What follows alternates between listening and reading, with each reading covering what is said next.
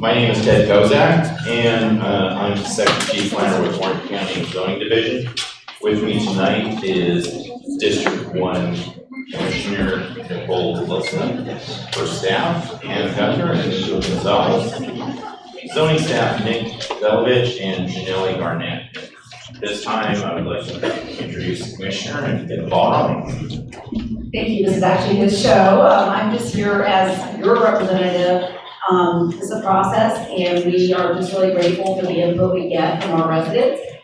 This is a starting point, so all conversations can be had with our office, with planning, with the applicant. Please do not hesitate to email me at district1@ocfl.net, and we will leave a stack of business cards so that if you don't have that contact information, you can't touch us. Thank you very much. First, I'd like to thank everyone for joining us tonight, and I know that it was a little wonky here. We were scheduled a month ago, and we had a hurricane take her thunder, so thank you for coming this time around. And we also changed venues, so I think it worked out for the better here on the location. So this is your opportunity to be heard, answer questions. We have some handouts, and we'll take cards. We can email you more, but if you're attending tonight, that means you received the mailer. So at the back is at least contact information. The proposed site plan, there's some other information available. We'll be giving everyone an opportunity to speak tonight, and with the questions of 3 minutes per person. We're hoping that instead of repeat questions, that we have people that are taking new ones. So the purpose of the meeting for tonight is to present information about the zoning process, then talk about the proposal at 8841 Palm Lake Drive. The applicant, Gregor Love, who is here today, who represents the Growing Minds School, is available to provide detailed responses, inquiries, or questions you might have. And right now, just give the introduction. We'll provide a couple words. Good evening. I want to thank everyone for coming out. My name is McGregor Love from the Lowndes Law Firm. I'm here on behalf of Growing Minds Montessori School. Tonight is about just telling you about this project and answering your questions. I have some information that I'll share with you that may actually answer some more of your questions, but I'll tell you that at the end of my presentation, I'll leave up my email, my phone number, my contact information. So if after tonight you think of something that you didn't think of to ask me now, send me an email. I'm happy to provide you with an answer. Thank you. All right, thank you. So, as I said, unfortunately, we'll be looking in this corner for our PowerPoint today, and you're welcome after the meeting come and look at it, or I can email you the PowerPoint itself. But let me begin with a brief overview of the process, and if any of you are familiar with it, just bear with me. So when an application is received through the zoning division for special exception and/or variance, in this instance is both, go through a process and sometimes includes a community meeting, which is what we have tonight. This is the opportunity to seek information and ask for public input. So with this input and the information provided, the staff will be preparing a staff report, which I talked about. It will be potentially for January for the BZA. And that is the first public hearing, which they review the facts, including what took place at this community meeting tonight, and providing a recommendation to the Board of County Commissioners. So I just wanted to emphasize, residents have several opportunities to voice their concerns, comments, or the like tonight, and again at the BZA meeting on January the 5th. So for whatever reason you can't attend the BZA hearing in January, you have the opportunity to communicate with me as a case planner on the project, and I'll provide those as information to the board and the BZA. So at the back of the notice, I already talked about that. That's all my information, including my email, phone number, any information by mail, phone, or the like will be passed on for consideration. So no matter how you contact us, provide your name and address, and of course in the back was your opportunity to sign in. So once the BZA adopts a recommendation, the next day begins a mandatory 15 calendar day appeal period. During this appeal period, anyone may file an appeal of the decision, and there's a cost involved to that file. So if the appeal is filed or a member of the Board of County Commissioners has an issue with the request to set for a public hearing, will be scheduled by the BCC at a later date, where you'll have, again, the opportunity to provide input as with the BZA. There's no appeal filed, then the final decision, yes or no, would be on January 24th, 2023, and the BCC will vote on the BZA's actions to finalize the process. So at this time, I'll briefly go over the project specifics, and then hopefully we can switch over to my PowerPoint on the computer. I'll briefly go over that, and then the McGregor will go over his PowerPoint. So this special exception number is SE 2207-047. A lot of you have known that by the mailer you received. This is in Commission Districts 1. The future land use for the subject property is low density residential. The zoning for the property is RCE, and the zoning designation primarily allows single family homes with larger lots, but other uses such as daycare centers and private schools, such as the Growing Minds operation, are permitted through this special exception process. So what you are about to see is a brief presentation explaining on what the Growing Minds School is requesting. All right, as we said, this is the Growing Minds School. And welcoming District 1 Commissioner. And her contact information, which there are many cards up front. The request itself, special exception varies in the RCE zoning district. Special exception is to allow an 8,500 square foot daycare center and private school, a kindergarten, with a total of 146 students for both. The variance to allow a south front setback of 10.4 in lieu of 35, that's the south, which is the street. Go ahead. And a very brief overview of the timeline. The submittal was in April this year, and a number of studies have been ongoing. Their community meeting with notices for this meeting was November 18th. Obviously, there was mailing for the prior community meeting we did not have. This is December 5th, and then the two other dates, January 5th and January 24th of next year. So the BCA date and that like. Other things, the address, many of you know the location. We'll see a map in a second. You're on the north side of Palm Lake Drive. This is District 1, it's 1.7 acres. The map itself, there's south of Apopka Vineland Rd, north side of Palm Lake Drive. And it is RCE. RCE is south, north, east, west, and this is the property itself, vacant. And the site plan at this time, it's overlaid on the aerial, so the building and improvements right along the southeast corner of the property. And move forward. The landscape plan, I know it's a little hard to see, but the landscape throughout the site as well as along the street. The applicant will also talk about the wall along the street as proposed. These are a little difficult to read. This is, for some reason, not showing up the greatest. This is the west elevation. We'll go through the elevations here.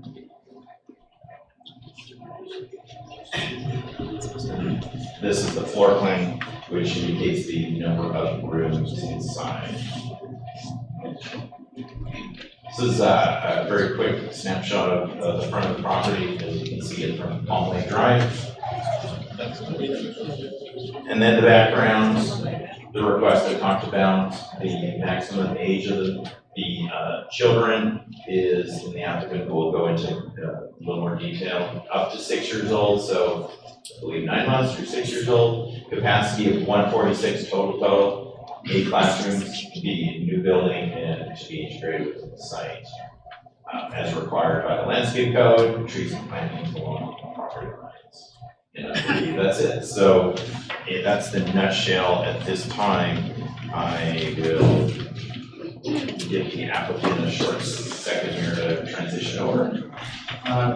So the first thing I want to speak about before I introduce a representative of what the school will tell you about what Growing Minds Montessori does in the community, I just wanted to answer some basic questions about what application we're seeking. We looked over some of the letters that we've received, and it did seem that there's a fair amount of confusion about exactly what's being asked for in terms of the application. And you know, if you do not do what I do for a living, there's really no reason that you would specifically know what a special exception is. So I just want to take a moment to go through what applications are being sought. So the applicant is asking for approval of a special exception to allow an 8,500 square foot private Montessori school for 146 students, as Ted mentioned. The maximum age is 6, 8 teachers, staff within the RCC zoning district. And they're asking for approval of a front setback variance. The applicant is not asking for a rezoning for this property. And they're not asking for a use that is currently prohibited under the existing zoning. In a moment, I'll go over what a special exception is. Ted did a good job describing it, but I'll talk about what the county looks at when it decides whether to or to not allow a non-residential use on a residentially zoned property. But now I'll introduce Uz Montessori, who is the founder and director of Growing Minds. He will tell us a little bit about Growing Minds Montessori School.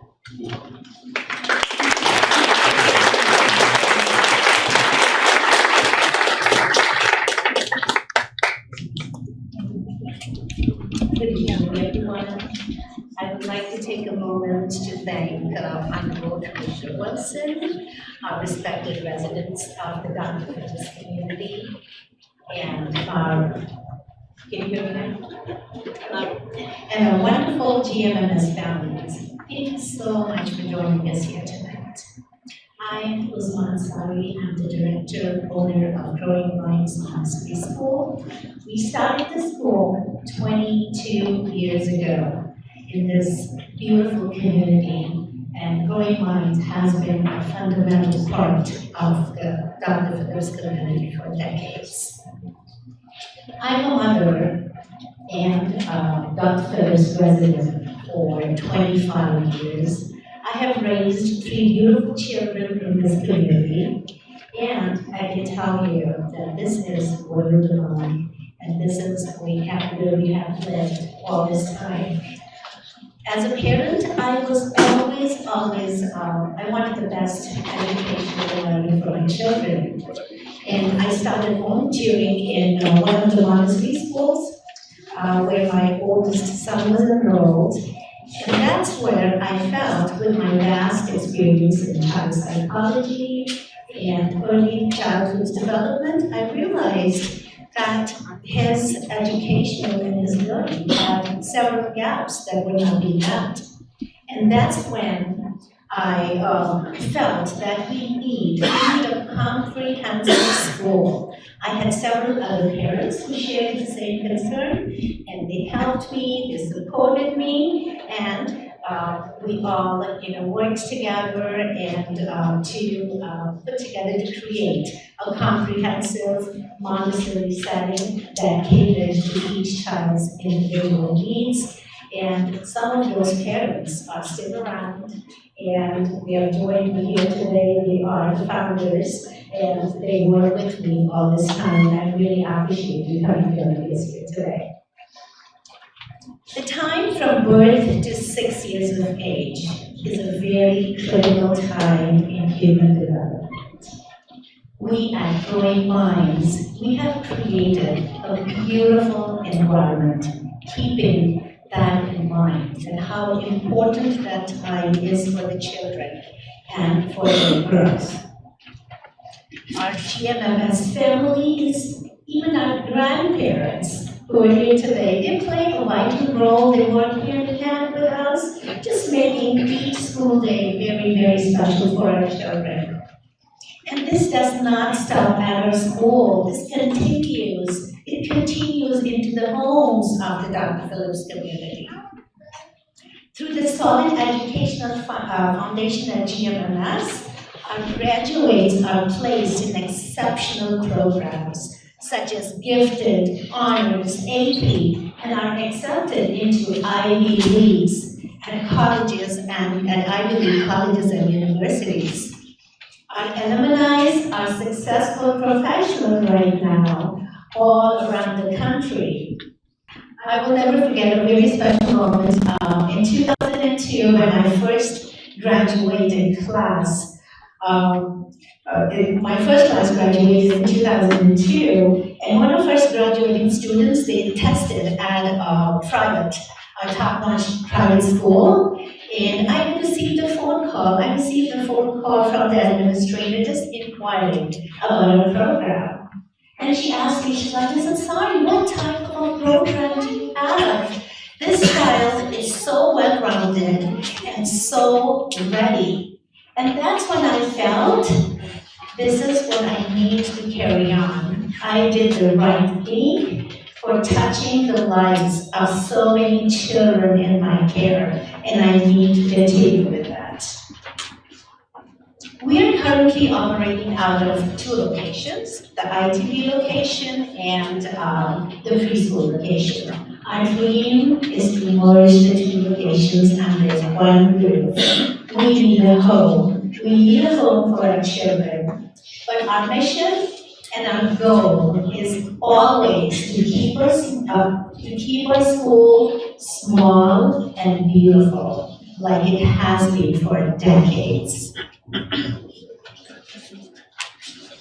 Over the years, we have had great opportunities, and we have been approached by several people to expand our school outside of the Dr. Phillips area.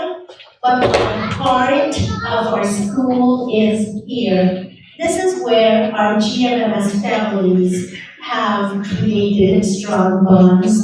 This is where our children have grown together and founded, and they have formed everlasting friendships. We are a close-knit community of GMMS families. This is what makes us very special and unique. And we all choose to live here, support each other, and we want the best for our children. I need your support, please, to help us continue with our mission of serving the children in our community. Thank you so much.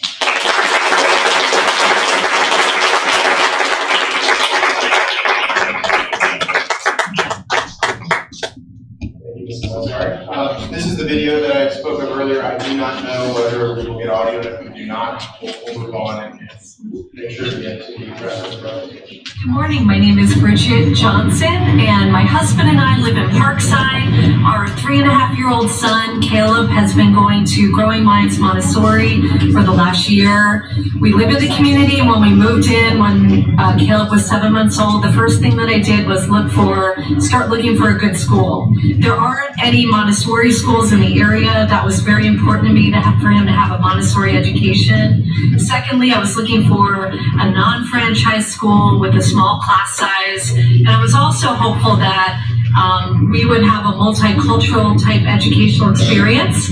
I'm white, my husband is African American. We wanted him to be around different types of students, and when we found Growing Minds Montessori, we felt like we hit a home run.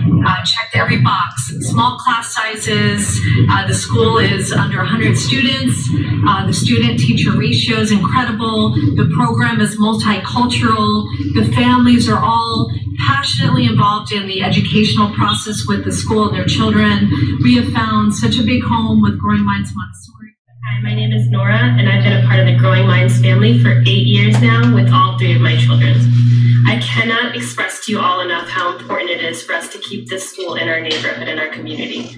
Mrs. Ansari has created a school that lets children have the most beautiful foundation. My children have gone on to thrive and be true examples in their class, be part of the gifted program, and really just their whole beautiful self. She gives them the confidence to be who they want to be and to thrive socially, academically, and there's no other place in our community that does this. If we don't allow this school to stay in our community, we'd truly be doing a disservice to all of the kids of our neighborhood. And I had the immense privilege last year of being room mom, and I witnessed firsthand just how Mrs. Ansari has truly created a unique, enriching, nurturing small school environment with small-sized classes. This just loving feeling, you just really feel like it's an extension of your home. Children learn best when they're happy, and all I can tell you is that these children are so, so happy. GMMS doesn't just feel like our children's school, it almost feels like our school too. All parents have the opportunity to actively participate in the community. We interact with each other's families as well as alumni families, and for me, this is particularly special. I lived in over 10 countries growing up. I moved a lot, and I didn't experience this. It's so heartwarming. The opportunity to form friendships with a community that has undoubtedly been transformed over the last 20 years by Mrs. Ansari's genuine passion for what she does, her love and dedication for the children, her purpose, and her vision. On behalf of our children, families, and the Dr. Phillips community, we thank you for supporting Growing Minds and the role that this incredible school will continue to play in the future of Dr. Phillips and our children's lives. Thank you so much. Hi everyone, my name is Naman. I'm the proud father of 3 Growing Minds Montessori graduates. My oldest, Aziz, is currently at Dr. Phillips High School. He's there as part of the Performing Arts Magnet program. He's an honor student and an all-state saxophone player. My middle child, Rayan, is at Southwest Middle School, also an honor student and in student council. My youngest, Kareem, is at Bay Meadows Elementary, also an honor student and in student council as well. I can tell you all 3 have turned out to be fantastic young men, not only in terms of how they perform at school, but how they interact socially. And I can unequivocally say that is largely due to the foundation they established at Growing Minds Montessori. The Montessori education, without a doubt, made them believe that anything they put their mind to was achievable and possible. Thank you for listening to that. It's not something we would always show, but in this case, when you look at the application, you see that a school is potentially coming to your neighborhood, and you wonder what that could mean. But I wanted to give an opportunity to show what type of school this is. It's not a typical school. It's a Montessori school that has been here for a while. So I want to get back to what a special exception is. And that is why we are here. There is a variance being sought. The reason that we are holding a community meeting is because there is a special exception. The county code includes some uses that would only be allowed in a zoning district by what's called a special exception. So limited non-residential uses such as schools, churches, and daycares can be allowed by special exception within residential zoning districts. Applications for special exceptions, as Ted Kozak told you, they proceed just like variances for a Board of Zoning Adjustment hearing, for recommendation and then approval by the Board of County Commissioners. And BZA, when they look at special exception applications, one of the main criteria that we look for is compatibility with the surrounding area and uses. And these community meetings, as I said, that they're held to explain what the project is, explain the scope of it, and then to answer your questions. So I first want to talk about the location. On this map, you see at the southern end of that map, that's the current location for Growing Minds Montessori. The proposed location is located north on Apopka Vineland on Palm Lake Drive. This is a map of the property. You see to the north is a church. To the east is a substation that's owned by Duke Energy, and the south is vacant, and then all of the residential uses, and many of you may see your home in this image, are to the east. So it's surrounded by non-residential uses or vacant land, and it's located just east of Apopka Vineland Rd, and really the majority of the students and their parents would take them there, likely would use Apopka Vineland Rd, and would not be traveling on the portion of Palm Lake Drive that abuts many of the homes there.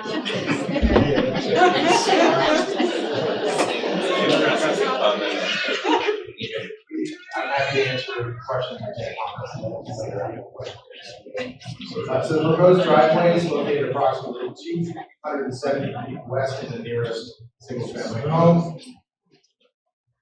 And just a little bit of information about the site. It's 1.75 acres. A Duke utility easement limits the development to the very northeast corner. You can kind of see where the Duke easement is not impacting the property with that section of trees there. The zoning is RCE, and schools and daycares are allowed in RCE by special exception. So go through the proposed plans. This is the most recent plan that was worked through with the Orange County Transportation Department, which I'll discuss in a moment. There's 8,500 square feet, one-story building with a playground. The floor area ratio, which is a measure of the size of the property to the building square footage, is 0.11 approximately, which is not very intense for a non-residential use. So the capacity, as Ted mentioned, 146 students, 8 teachers. Ages are actually, this is a clarifying point, 3 months to kindergarten age, which is age 6. And the parking area you see here is permeable paved drain, which means that it's not actually impervious. So when it rains, it trickles down through the material. And the hours of operation are 7:30 to 5:30, and I'll describe in a little bit why 7:30 is kind of the start time. Here's a floor plan, 8 classrooms, there's a reception, office, storage areas, and a break room. The visual impact. So the property directly across to the south of Palm Lake Drive is currently vacant. And this is a snip of the landscaping plan. So the view of the building from Palm Lake Drive itself is screened by a masonry wall, will be screened by a masonry wall, and landscaping. So front elevation, and just for context, that's the section of the elevation that you're actually viewing, which is kind of the interior of the property. And I want to talk about traffic impacts. This is something we've worked with the county on recently. We worked with the county transportation department to sort of redesign the pickup and drop off area. So the queue capacity from the previous plan, when you look at this, you can see down at the bottom, you see 9 cars lined up there. That was the maximum capacity for the previous plan. In redesigning it, we now have a maximum capacity of 27 cars. And I want to be clear because I was nervous about showing this image, which would suggest that 27 cars are going to be piled up there during pickup and drop off. By all accounts, they should not. The maximum, the analysis shows that an average of 5 cars should be aligned there during pickup and drop off. That sort of redesign the combo line. Sorry, I promise you I'll answer your question after. What they refer to as a Congo line wraps around to keep impacts from Palm Lake Drive. The applicant is also looking to stagger pickup and drop off times to reduce the traffic impact. The applicant is also going to improve Palm Lake Drive. The county has requested and the applicant has agreed to provide 120 feet of westbound right turn lane on Palm Lake Drive. That's an approximate location for where that right turn lane would be. Right turn lane. Okay. When you go back to one slide, If the turn lane is 12 feet, and there's only 5 feet from the road to the sidewalk. Yeah, we can answer, I'm happy to answer questions. And I will send out this presentation so that everyone will take a look at it. Okay. And if you, like I said, if you see something on this presentation today, email me or write me an email.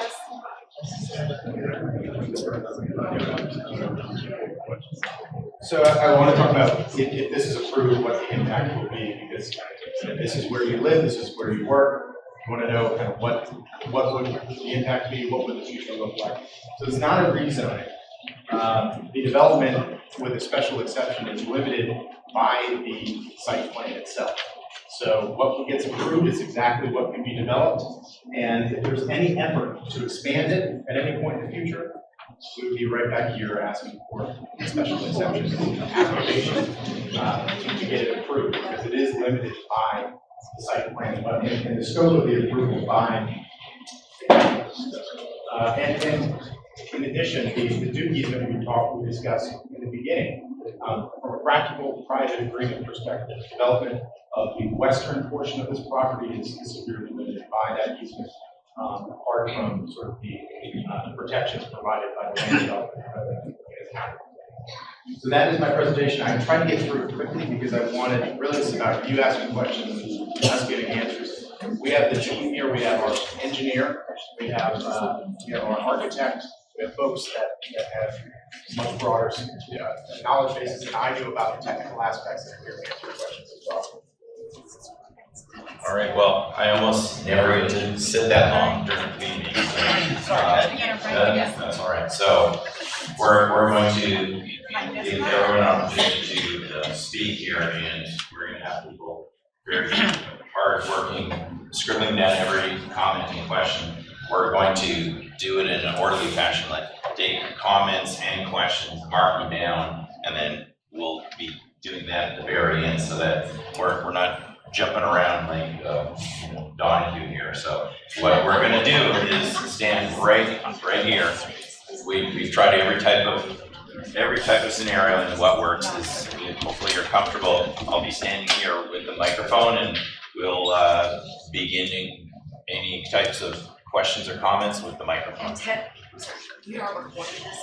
Sorry, I mean, our commissioner's office is recording this, so that if anybody wants to see it later on, I think it would be helpful. So if we can kind of keep it in this area and make sure we can keep extra noise down so that everyone can hear everybody else's questions and all the answers. So is this the spot? Well, I mean, just in the general area. I know sometimes Because I was trying to keep it. the Donahue thing, yes. Yeah, that's perfect. You can see me good. That's perfect. Thank you. I'm trying to keep also fire people happy here. Thank you. So anyways, in no particular order, and whoever wants to come to the mic here and provide comments. Up there? Yes, please.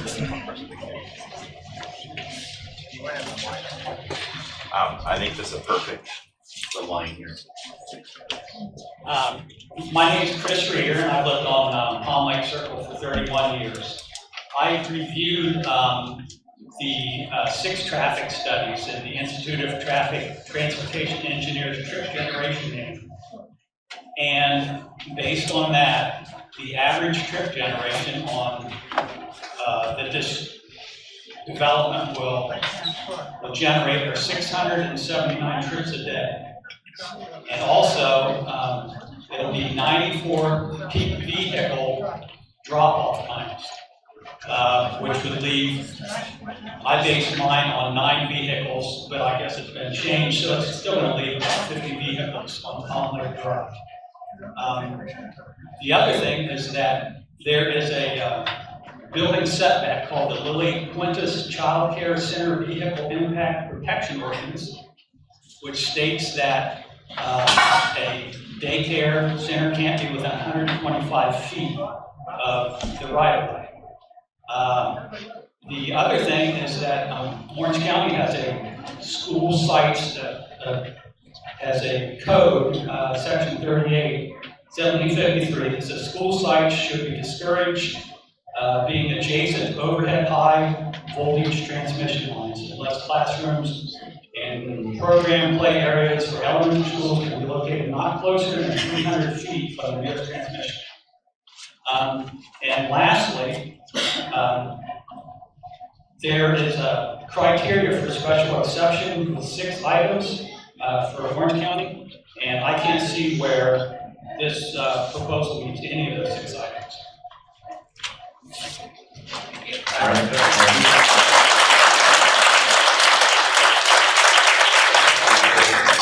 For both sides, we hold applause here. So next. Hi, my name is Ann Kelly, and I live on Palm Lake Circle. My concern is the comment that was made about the traffic coming in and out of Apopka Vineland. From everything we've seen, that's incorrect. the traffic is coming out and into Palm Lake Drive. We have two entrances and exits on Palm Lake Drive. We cannot get through that section. If we have to get to work or we have to get to our family members, we cannot get through that area between 7:30 and 5:30 in a reasonable amount of time. I congratulate Growing Minds. They're doing a great job with the community.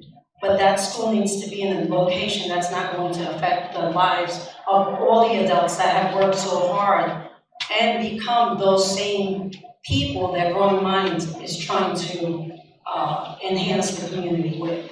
We are those adults. We grew up, we bought in that area, so we can have privacy, so we can have a slow speed limit through there, so we can have a community where our families can be raised properly. Not an area where they're going to be coming in through Dr. Phillips, speeding through that area, and everyone's going to speed because they speed now, and there's no school there.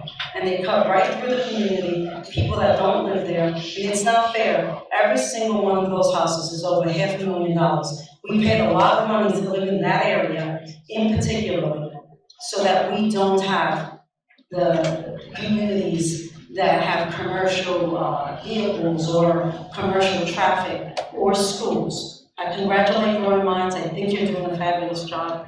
I think your school is great. It's excellent. I've heard great things about it, but it is not fair for you to want to put your school in our community. Thank you.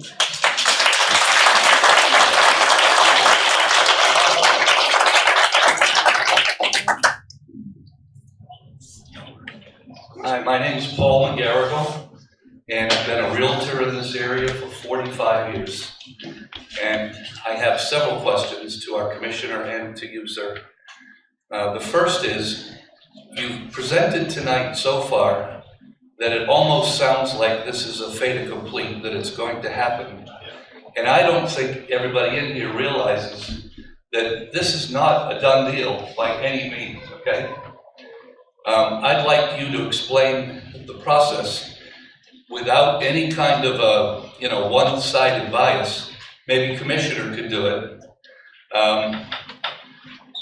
I cannot think of another example, and again, I've been here since 1976, okay? I can't think of another example where any kind of a special exception like this has been approved in this area, anywhere, actually anywhere. I can't imagine all these people that are homeowners having to be explained when they buy their house that there's all these sub-rules. If you even know what rural country estate, RCE, means, they bought their house because it was in a residential area. And now to come after all these years to find out that there are special exceptions to we're not asking for a rezoning, we're asking for a variance. Okay, how does that work? How does a variance get approved? Everybody in here is a homeowner, and I can't imagine all of a sudden neighborhoods, Torrey Pines, Bay Hill. Can you imagine if this was, somebody said, let's put a daycare in the middle of Bay Hill? There would be 9,000 people, okay? Well, I happen to live about 1,200 feet from the applicant's spot, and I didn't get anything in the mail. Are there a lot of people in here that didn't get anything? I believe, if I'm not correct, I'm not mistaken, that the county only has to mail 600 feet from the, what is it? We usually go out further than that when it's residential. Well, we didn't. Yeah, well, I was gonna say, and that is good to know, because these are all, and this is the important part of having this type of meeting. And I want you to answer to these people the process of approving a special exception. It's just not five guys down at the county at the BZA meeting that says, oh yeah, this looks good. Yeah, that's okay. And then it gets to the commissioner meeting, and you have to put it for a vote, and you have to either say I'm in favor or not. Is that correct? That's correct. And please tell everybody how that works. Well, I was gonna say, he can step through every, because this division does it full-time, evaluate land use and planning. His presentation was very in my opinion, skewed towards, oh, this is gonna happen. Well, I think it's important to frame it in context of within property law and property, people can apply and ask to use their property Understand, for a wide variety of uses, and then that triggers a process. okay? And so that process is in part the applicant coming forward, meeting with staff, and then it has multiple public engagements. So this is the first one. But to your point, you're right. There's a meeting in front of the planning and zoning, and then it goes on to the board. So this is not the last public engagement, but the important part of this public engagement is it allows us to hear and answer questions and allows the applicant to look for places to engage the community so that everyone can end up with something that make sense. So, you know, it's not I think, a side thing, other than we protect the process, right? Our job is to make sure that anybody who owns a piece of land here, whether it's your home or your business, that they have something that's predictable in making sure that the neighborhood or communities, to your point, we need to make sure we're getting those mailers out, and that we have various levels of scrutiny, and that we can work with applicants and the community to try to get to a final solution. We'll tell you specifically what their job is as far as in planning and making sure that everything is evaluated. Okay, so we're gonna. let me repeat the last part of my question. The special use exception, Yeah, okay? All right, so like I said, we're going to continue that. So very briefly, since we had this.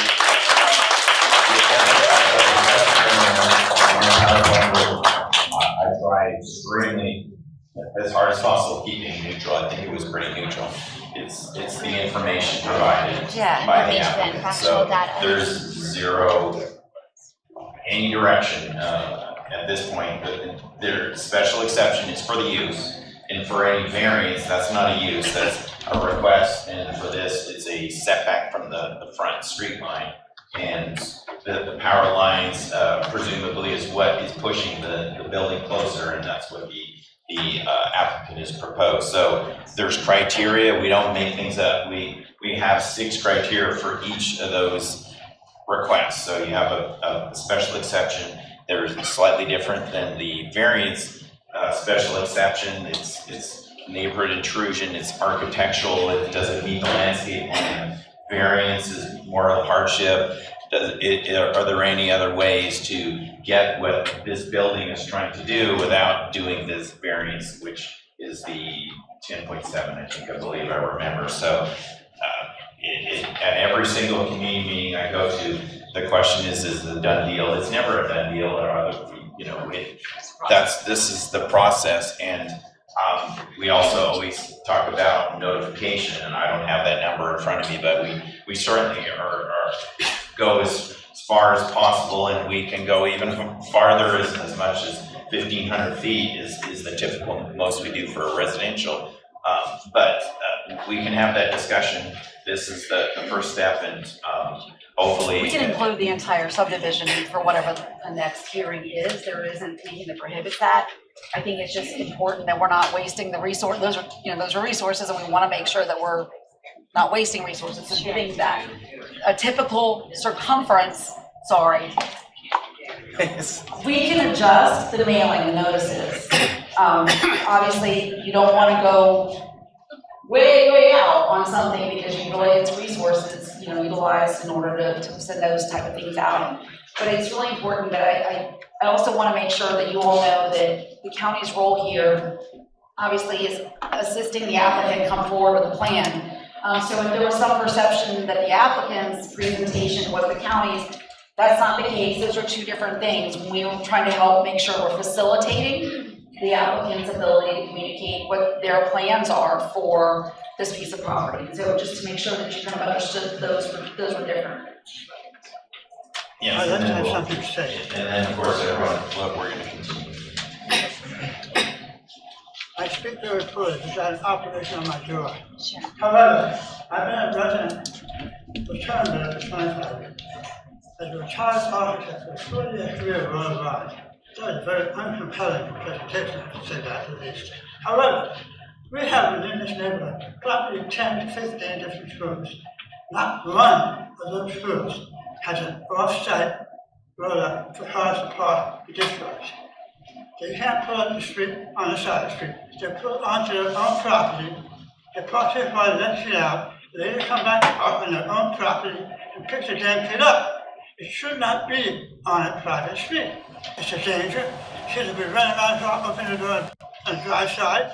It's dangerous, and it should not be allowed. People be pulling out, not looking, and be hit.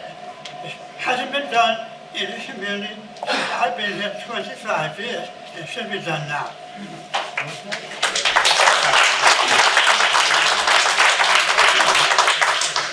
Hi, my name is Ruth Leader, and I'm a Palm resident.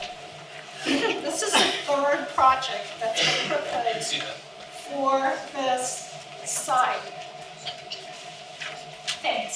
I think it's great that you have a fabulous school. I am an educator. I appreciate that.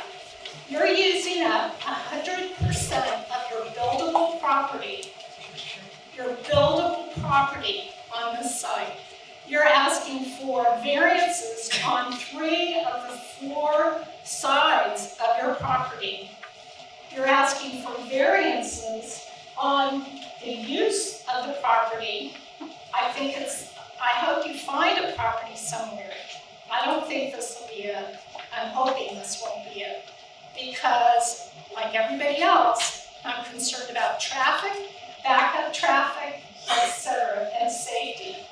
That sidewalk is 5 feet away from the road. Not even in many places. And kids ride their bikes to school, etc., etc. But this is poor use of this property. The guy bought it for $20,000 and he's trying to maximize the amount of money he can get by trying to make it commercial.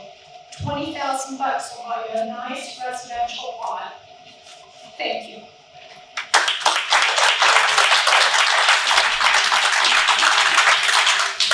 My name's Story, and I live on Montessori School. I've been a resident there for 27 years. The main thing about this property is that it's not compatible to our neighborhood. A school, I asked we went to a meeting, I asked somebody who lived in Bay Hill. I said, well, why don't you build it in Bay Hill? You love it, you work here, you want it. Well, would they be able to do it in Bay Hill? No, because it's not compatible. It's not compatible with our neighborhood. We are a residential neighborhood. We want to keep it residential. A house can be built on there. And I just have a question for the Palm Lake community. Is anybody for this from the Palm Lake community? No. Who is against it? Raise your hand. Okay, so as the neighborhood, if you want to be good neighbors, the owner, we went to this meeting and she said she wanted to be a good neighbor. I would love to be a good neighbor. Come build a house and you could be my neighbor. But being a good neighbor is not doing something that your neighbors do not want. It is not appropriate in this neighborhood. We are residential. We want to keep it residential. We are lucky to live in this area. And I just, try to find some other place and build a beautiful school. I have grandchildren. I would love to send my grandchildren to it, but not in my neighborhood. So.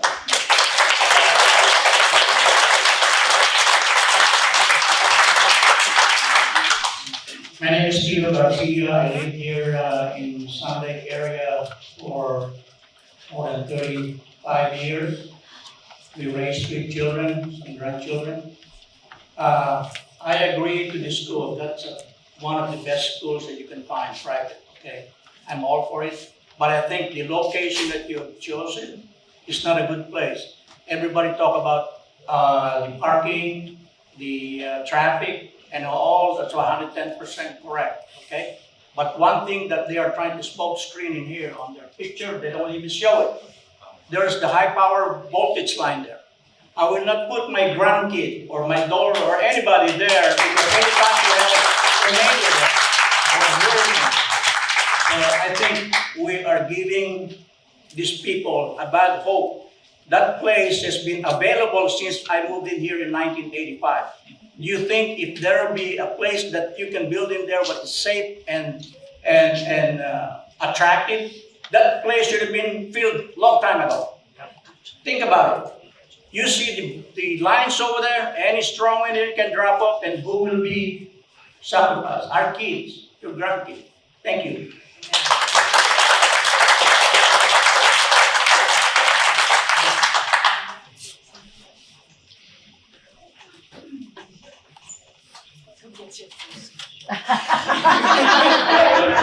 I live in Bagel Cove, which is on the south side of Palm Lake Drive. My property backs up to Palm Lake Drive, and it's like the racetrack back there. I'm not kidding. The traffic speeds through there very frequently. My other concern about that is coming out of my own development, trying to turn left onto Apopka Vineland is so dangerous. It takes forever to get out, mostly all through the day, but it's really dangerous. It's very difficult to get out, and I'm concerned that a lot of parents are going to be coming and going and dropping kids off and going to school. They're going to be rushed to get out, and I don't know that that street lends itself easily to a left-hand turn onto Apopka Vineland. It's very dangerous. So please consider that, your decision.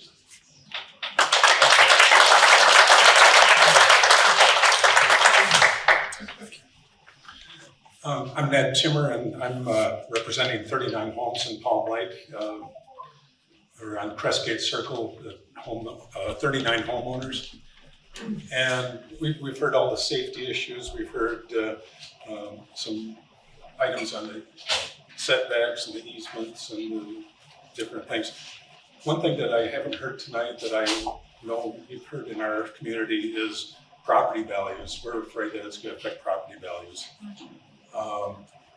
Who's going to want to move into our house that's worth over $500,000 and even some over $1 million when they have something to contend with that's not residential?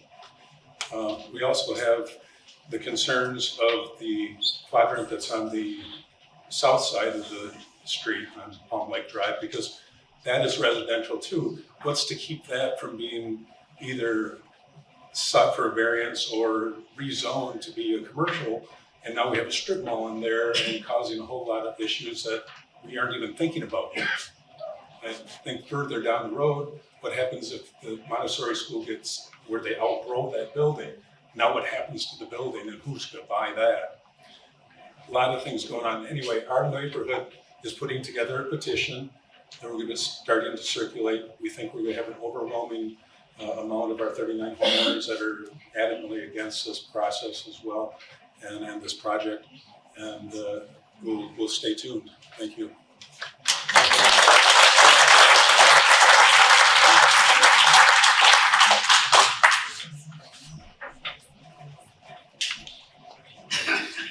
My name is Sandra Stines, and I live at 8824 Palm Lake Drive, and it's diagonally across from the property. When I bought my property, I have my title and deed restrictions here.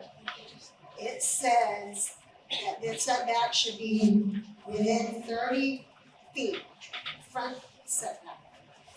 I think your setback of your property, your front is it's not to the front of the property, which is against the deed restrictions. So I want to know what takes precedence, the deed restrictions or the zoning ordinance? Or do you have to say? All right, I'm going to say questions. Okay. Do you have more comments? Oh, okay.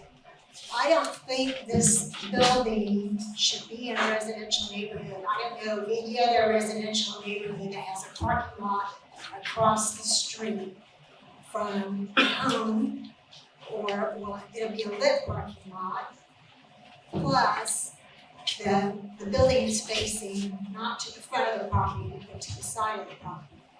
There's going to be a wall on the south end of the property, which is really not compatible with your surrounding area. The substation is to one side, and there is across the street from Apopka Vineland, there is a graveyard. So when they sent out the notices, I don't think they sent them to any dead people. But I noted that there were only 3 people on Palm Lake Drive, and I think there were 6 people on Crestgate that were notified. Everybody else, there were 23 notified in the subdivision behind us. So I don't think there was appropriate notice.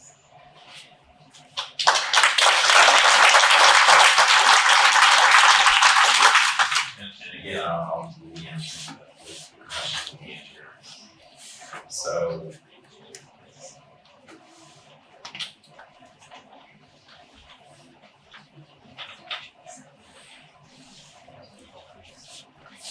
hello, my name is John Frith.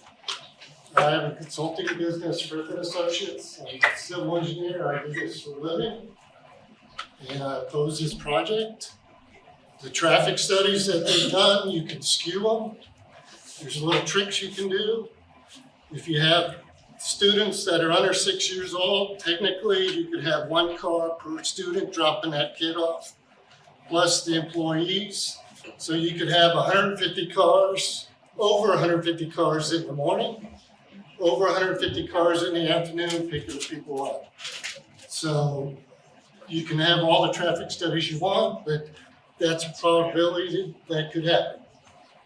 On the setback for a commercial building, if I put a house in there, I wouldn't be able to get approval for a setback to move it closer to the street, because the county doesn't allow that in residential areas when they're already fixed. Why would you put a commercial building in there, pull it forward to 10 feet from the road, which is right on the road? Even though if you have a wall there, the building's still right there on the wall, on the road. All the traffic coming out is going on to a residential street that's only 25 miles per hour. I don't see, you can't get out on the Apopka Vineland as it is. Even turning right, I have problems. I'm in the subdivision to the south, Bay Hill Cove. I can't turn left. I have to turn right if I can. Then I have to go down Palm Lake to be able to go south to get on Dr. Phillips Boulevard. It's just the way it is. There's just too much traffic now. And when you're gonna load all these cars in there, it's all gonna back up. And it's gonna be a standstill. The residents aren't gonna be able to move. Yeah, so we oppose it. And I think a lot of people in our subdivision oppose it also.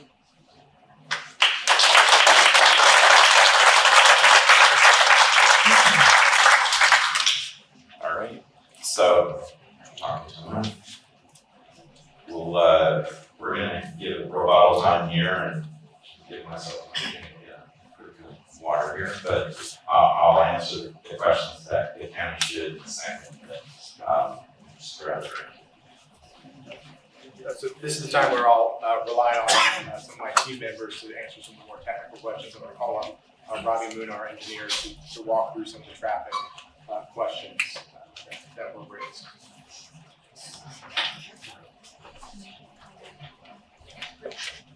Good evening, I'm Robbie Moon, I'm a civil engineer. While I did not complete the traffic study, it was completed by a competent traffic engineering firm here in town. It was reviewed and accepted by the county. So I think one of the big thing was with the spilling over to Palm Lake Drive was a question which you saw in the concept plans we have. Hold it closer to your mouth. So one of the concerns with the parking or the traffic study was spilling on Palm Lake Drive that has been remediated by putting forward reviewing the property to fix. But I guess what I said you could hear me is the study has been performed by a well-reputable traffic engineering firm, it's been reviewed by the county and accepted. We've worked over the last few weeks, we made changes to the site plan, and they've shown that the existing trips on Palm Lake Drive with additional fees isn't gonna exacerbate the situation or break the intersection. You mentioned speeding, that's something you work with the county, put some speed tables on or for speed bumps down the road or kind of like that. Why do we have those speed bumps? A week or two ago. So yeah. Yes, they do traffic moving counts and they put cameras there. So yes, sir. Hey, I'm the owner's rep project manager, and as part of some of this, what he's talking about is we do studies with engineers. You can hear me probably, right? Everybody can hear me? No. Okay. So as part of this program, we do analyses, sir. Like you said a couple of weeks ago, we did an analysis of the current situation. And yes, they do count cars, they do studies, they do multiple peak times and periods to assess that, so that it can be.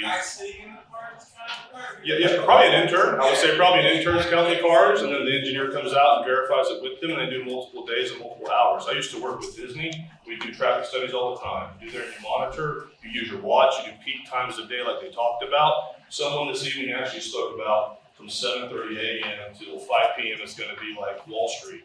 There's drop-off time, so the entire day will not be consumed by high traffic. A lot of things also discussed tonight were about the county. So those are things that are really out of our control. We're a design team and we're working through this. So when there's county situations, the speed table mentioned by my partner here, Robbie Moon, is for your current situation that you're having problems with. This isn't a situation that we've created. This is your current problem with the situation we're all in. In addition, we talked about accessibility and how we're coming from a popular island with the planned routing. That's going to come from a popular island. They're going to come from a popular island.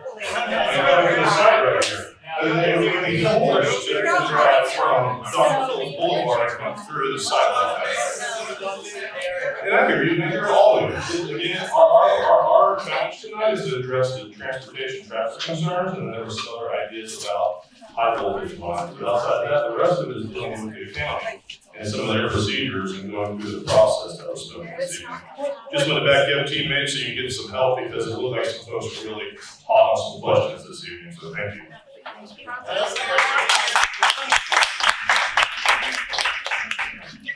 So one of the things I'm going to ask for, because I do think there's some really valid questions and there's a lot of information that I feel like is going to just end up either being misinterpreted or lost in the shuffle. I think, we've taken video, notes. I think what I want to do is, and I'm sure the applicant would be okay with doing this, is actually addressing each of the questions that have come up.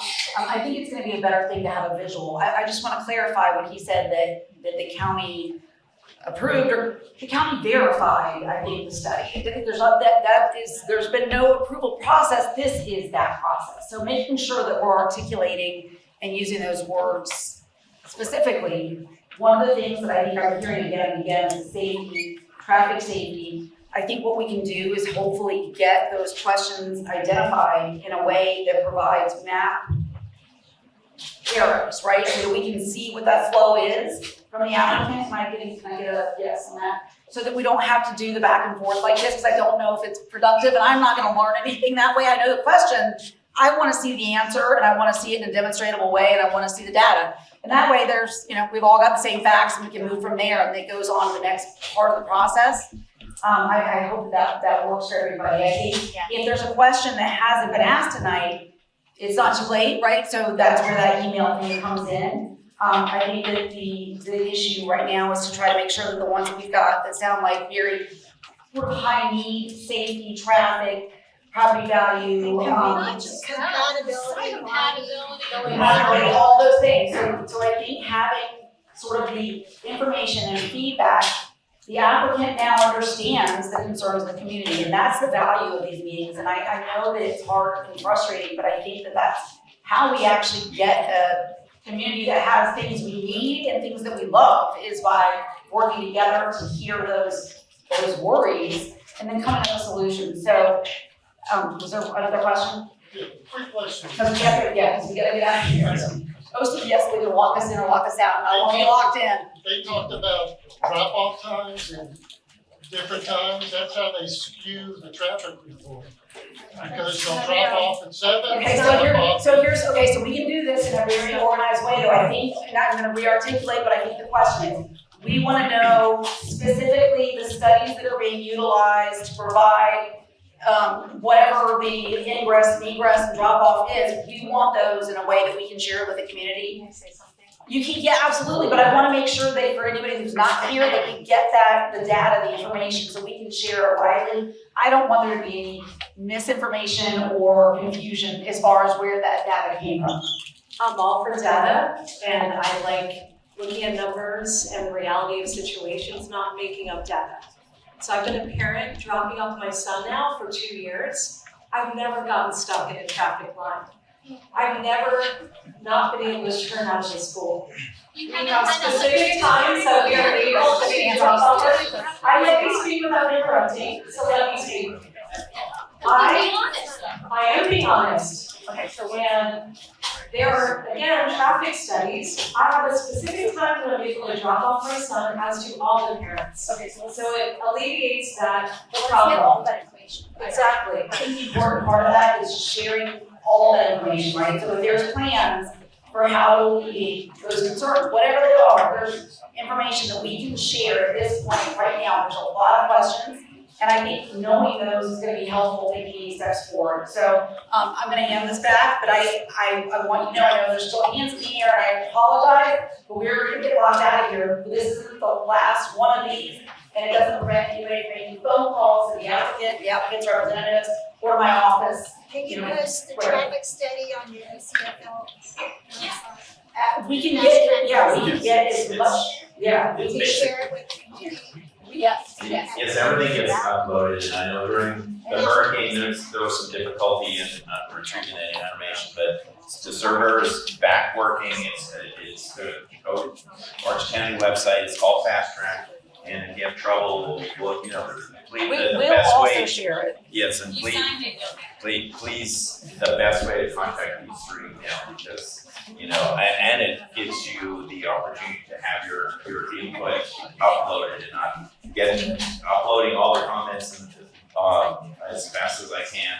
I've received a bunch, but just to answer quickly a couple of these questions, the zoning district setback is 35 feet, so the county does not enforce deed restrictions, but the variance that they're asking for is from that 35-foot setback that's in the zoning code for RCE. And then we talked a lot about the traffic studies. We'll be uploading that information, and we're certainly not rushing through it. And I'll give the applicants just a quick rebuttal where we're as we're talking about that we have this until 7, and we understand that everyone has comments they wanted to get in, but just quickly, any kind of rebuttal. There's been, a pretty wide variety of comments. A lot of them are, going to traffic, and I think we talked through some of that. Rather than kind of go one by one, I'd just like to say, again, invite you, please email me with your specific question. I'm happy to answer it. The applicants, Growing Minds, and I think a lot of the opposition even mentioned, admiration for their school. Their intent is to be conscientious about this project. They believe that they can do it in a way that won't impact the surrounding area. And they put a lot of time into really making an effort to make that happen. They want the surrounding area to be better because of this project. And we may never see eye to eye on that, but that's their intent. And we can answer any specific questions you have. We are running out of time, but please do email me, and either I or someone from my team will respond to you. Speaking of time, can we delay some of this now that we had a delay initially for this meeting, and now we're talking about January 5th with the holidays and everything else?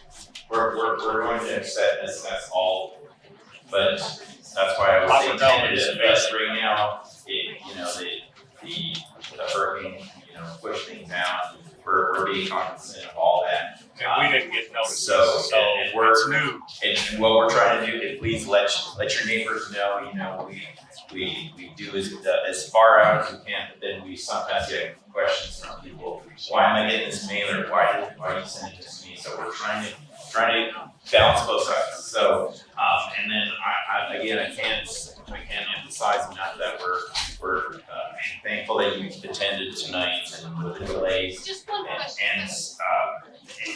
And we'll. While he's here with everybody here, just ask me, how is this compatible with neighborhood?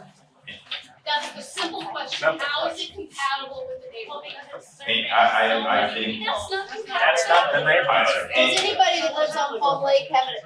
not to interrupt that for a In this minute. age group? So the applicant, Well, okay. the applicant is definitely, the power home has their side. They're allowed to, Neighborhood. Just to bring this all on from both sides, I know both sides are here tonight to get the point across, but again, we thank you for attending.